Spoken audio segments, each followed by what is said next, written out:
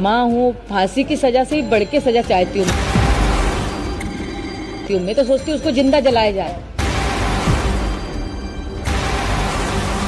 इंदौर के राजा रघुवंशी की हत्या के बाद आज एक पिता की आंखें अपने बेटे को रो रो कर घर में ढूंढ रही हैं। लेकिन उन्हें ये भी पता है कि अब उनका बेटा उनकी आंखों से हमेशा के लिए ओझल हो चुका है, और ये सब किया है उसी की जीवन संगिनी बनी उसकी पत्नी सोनम रघुवंशी। आज आपको इस पूरे घटनाक्रम के बारे में बताते हैं जो न्यूज में भी क्रमबद्ध तरीके से नहीं बताया गया। पहले जब बेटियों की विदा होती थी तो माँ बाप की आंखें भर जाया करती थी, वहीं अब बहू के आते ही माँ बाप की चिंता बढ़ जाया करती है, क्योंकि अब दूल्हा बना बेटा कभी कभी बीवी के साथ घूमने जाने के लिए निकलता है और वापस कफन में ही आता है। आज शादी के लिए लड़की ढूंढते हुए बहुत ध्यान रखने की जरूरत है कि बेटे की शादी के लिए क्या चुन रहे हैं, सेहरा या सफर। कुछ दिनों पहले मेरठ के ब्रह्मपुरी थाना क्षेत्र के इंदिरा नगर के एक घर में मुस्कान रस्तोगी नाम की विवाहित लड़की ने मर्चेंट नेवी में कार्यरत अपने ही पति सौरभ राजपूत को खुद के बॉयफ्रेंड के साथ मिलकर मार दिया था और शरीर के टुकड़े कर ड्रम में सीमेंट से दबाकर जमा दिया। वहीं दूसरी ओर मेघालय की सुनसान वादियों में सोनम रघुवंशी नाम की नवविवाहिता ने भी अपने पति राजा रघुवंशी की हत्या कर दी। पोस्टमार्टम रिपोर्ट में सर के आगे और पीछे की तरफ गंभीर चोटें पाई गई जो मौत का कारण बनी। लेकिन उस पति के शरीर का दर्द भी उस बेवफाई के सामने कुछ नहीं रहा होगा जब अभागे पति ने अपनी मौत उसी की पत्नी के हाथों देखी हो। ये जो कुछ भी हुआ है वो सिर्फ एक हत्या नहीं थी, बल्कि उस भरोसे की बलि थी जिसे समाज द्वारा 7 जन्मों का बंधन यानी शादी कहा जाता है। ये कत्ल उस सिंदूर की कीमत थी, उस भरोसे की कीमत थी, उस प्रेम की कीमत थी जो राजा नाम के व्यक्ति ने मंगलसूत्र पहनाकर उसकी पत्नी को दिया। राजा नाम के व्यक्ति की उन वीडियोस को देखकर मन अत्यंत दुखी हो उठता है जब हम वीडियोस में देखते हैं कि वो अपने परिवार के सदस्यों और बहनों के साथ अपने विवाह समारोह के पलों को जी रहा है, या जिस तरह से वो शादी वाले दिन विश्वासघाती उसकी होने वाली पत्नी सोनम रघुवंशी को सिंदूर लगाकर अपने जीवन में एक सुखद अध्याय जोड़ने की ओर चल पड़ा था।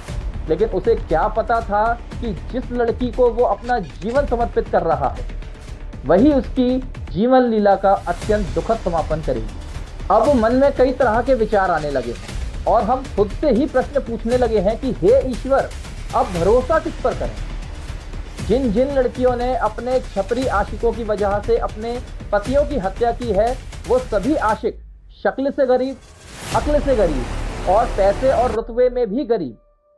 अब समाज से मैं ये पूछना चाहता हूँ कि आखिरकार इन लड़कियों को क्या हो गया था कि ऐसे दरिंदों की खातिर तुमको फूल की तरह रखने वाले पतियों को ही तुमने मार दिया। जिनको भी इन असामाजिक असंस्कारी लड़कियों ने मारा वो अच्छी नौकरियों में थे, अच्छे बिजनेस में थे, शक्ल से और अक्ल से भी अच्छे थे, और दूसरी तरफ उन छपरी आशिकों से हर बात में बेहतर थे। अपने सुंदर पतियों को छोड़कर ये लड़कियां जिन लोगों के पास गईं तो यकीन मानिए ये इनके आशिक एक नंबर के नशेड़ी और छपरी बाज लड़के थे।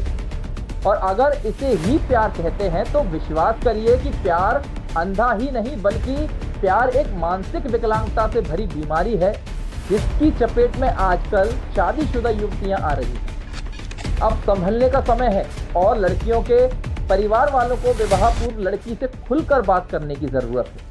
और यदि लड़की विवाह नहीं करना चाहती तो आप अपनी शान और शौकत के लिए जबरदस्ती करवाई हुई शादी की आंच में उस बेकसूर लड़के को मत जलाइए। आखिरकार ऐसी क्रूर हत्याएं करने के पीछे मुस्कान, सोनम और ऐसी ही कई लड़कियों की क्या मानसिकता रहती होगी जो शादी के बाद के प्यार से बने भरोसे की चिता केवल एक नशेड़ी और छपरी आशिक के कारण जला देती।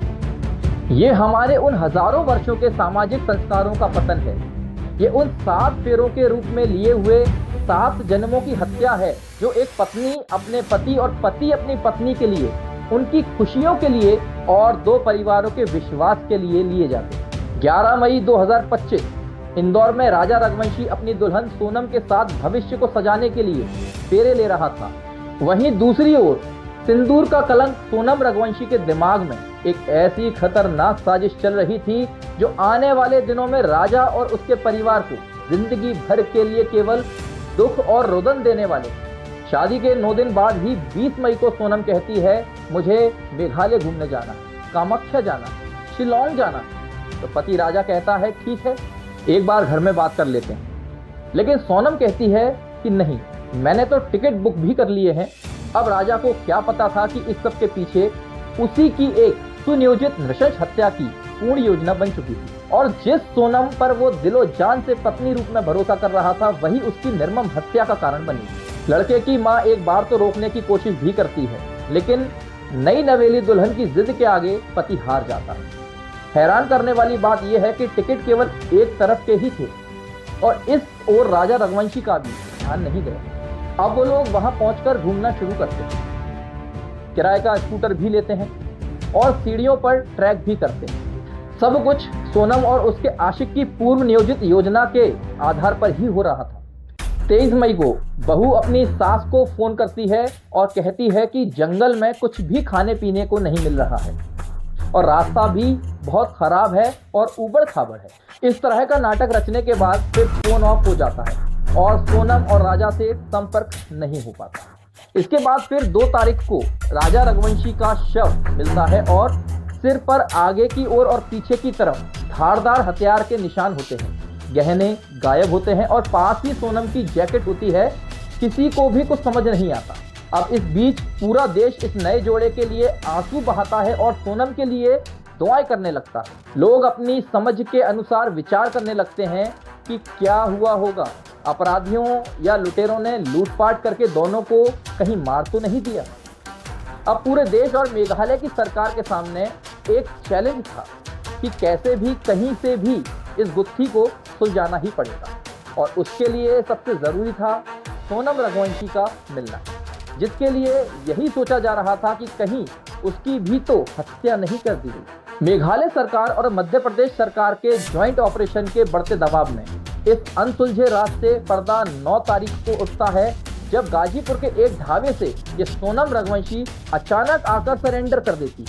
इस सरेंडर से कई सवाल खड़े हुए, लेकिन पुलिस के अनुसार ये सरेंडर एक नाटक था, क्योंकि ये हत्या एक साजिश थी जिसके अनुसार पहले सोनम ने राजा को मेघालय जाने के लिए मनाया, फिर उसे खाई तक ले गई और अपने आशिक और उसके साथियों के साथ गंभीर चोटें देकर निर्ममता से उसकी हत्या कर दी, एक मां की गोद सूनी कर दी। पुलिस के अनुसार पूरा मर्डर स्क्रिप्टेड था, पूर्व नियोजित था। सोनम का राज कुशवाहा के साथ अफेयर था। शादी के बाद सोनम तो ससुराल में ही थी, लेकिन अब भी उसका मन राज के पास ही था। पुलिस को सीसीटीवी फुटेज के बारे में सोनम के बार बार दिखने से कुछ शक हुआ। अब बात करते हैं इस केस के दूसरे पहलू पर। सोनम रघुवंशी कह रही है कि मैं बेकसूर हूँ, मेरा अपहरण हुआ था, लेकिन पुलिस ने यह सवाल किया कि बहन, आप इतनी दूर तक आ गई हो और आपके शरीर पर एक खरोंच भी नहीं है, तो आखिरकार ऐसा क्या कारण रहा होगा कि अपहरणकर्ताओं द्वारा आपको कोई हानि नहीं पहुंचाई गई।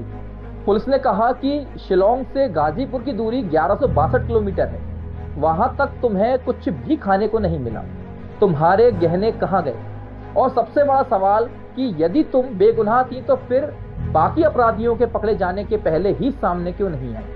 अब राजा रघुवंशी के माँ और भाई कह रहे हैं कि हमें नहीं पता था कि हमारा भाई हनीमून पर नहीं बल्कि मौत के रास्ते चला गया।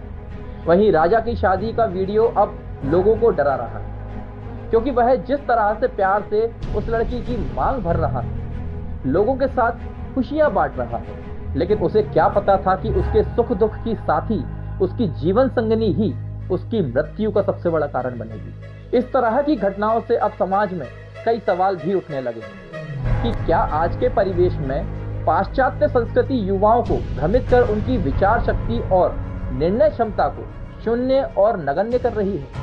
यदि लड़की ने शादी परिवार के दबाव में भी की थी तो भी लड़की मना कर सकती थी, वापस आ सकती थी, या परिवार के ना मानने पर भी बगावत कर सकती थी, लेकिन शादी के 10 दिन के अंदर लड़के को जान से मारना एक माँ की गोद को उजाड़ना, एक पिता का अभिमान उसका बेटा छीनना माफ करने लायक कृत्य नहीं है। साथ ही उस लड़की के इस कारनामे ने उसके स्वयं के परिवार की इज्जत को भी तार तार कर रख दिया। ये एक हत्या नहीं बल्कि उस सिंदूर रूपी भरोसे की हत्या है जो एक पति अपनी पत्नी की मांग में भरते हुए उससे करता है। आज के आधुनिक समाज की आधुनिक सोच, परवरिश और संस्कारों की बलि देकर माता पिता को बच्चों के मुंह से मंत्र नहीं बल्कि फिल्मी गाने सुनकर प्रसन्नता होती है। हमेशा ध्यान रखें, विवाह से पहले माता पिता के लिए ये जरूरी है कि वो लड़के और लड़की के हर उस पहलू को समझें जिन पर दोनों में वैचारिक समानता नहीं मिल पा रही है। याद रखें, आज के संस्कार भविष्य का सफल जीवन की सीढ़ियां हैं, जिनके आधार पर आप मर्यादाओं के बंधनों की महत्वता समझते हैं। धन्यवाद।